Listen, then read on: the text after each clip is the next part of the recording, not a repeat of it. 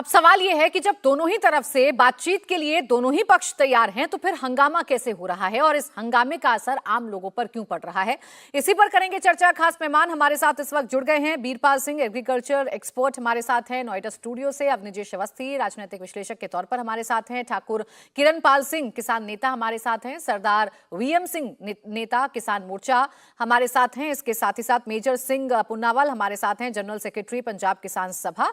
और बिक्रमजीत पासी, प्रवक्ता आम आदमी पार्टी भी हमें ज्वाइन कर चुके हैं।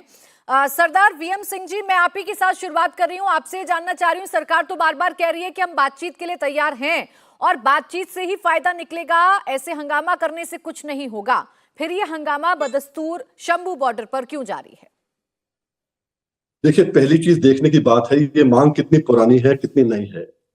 सन 2000 में, आज से 23 साल पहले, 2020 की बात नहीं कर रहा, सन 2000 की बात कर रहा हूं, एमएसपी की मांग पीलीभीत से चालू हुई थी, जिसमें एक मुख्यमंत्री रामप्रकाश गुप्ता जी को जाना पड़ा था, राजनाथ सिंह जी आए थे, और उसके बाद भी 20 साल वहां चलते रही है डिमांड।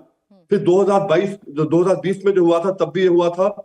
और उस दरमियान आपको मालूम होगा, वर्किंग ग्रुप की जो मीटिंग थी, जो वर्किंग ग्रुप की जो कमेटी थी, आंध्र प्रदेश की, गुजरात की, महाराष्ट्र की और तमिलनाडु के चीफ मिनिस्टर्स की, मोदी जी उसके हेड थे, चेयरमैन थे। उन्होंने मनमोहन सिंह जी से कहा था, सिफारिशों को लेके हुए कंज्यूमर फेयर कमेटी की मीटिंग के बाद उन्होंने कहा था कि इसको एमएसपी को अमली जामा पहनाइए। मैं केवल एमएसपी गारंटी किसान मोर्चा का अध्यक्ष हूं, जिसमें 250 किसान संगठन है। आज कोई उसमें वहां नहीं है।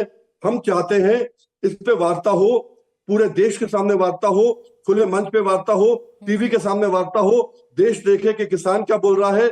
और किसान अपनी बात अगर पहुंचा सकता है सरकार से, सरकार अपनी बात पहुंचा सकती है, जो सही है वो जीते और उसका काम हो। हम ये नहीं चाहते इस पे झगड़ा हो, लड़ाई हो। इसीलिए 2022 में 28 प्रांतों के 100 डेलीगेट दिल्ली आए थे। किसी को मालूम भी नहीं चला, मेरे ही फार्म के ऊपर दिल्ली के अंदर 3000 डेलीगेट 3 दिन रुके थे। एमएसपी गारंटी किसान मोर्चा की हमने बात करी कि कैसे आगे चलना है। प्रधानमंत्री को लिखा।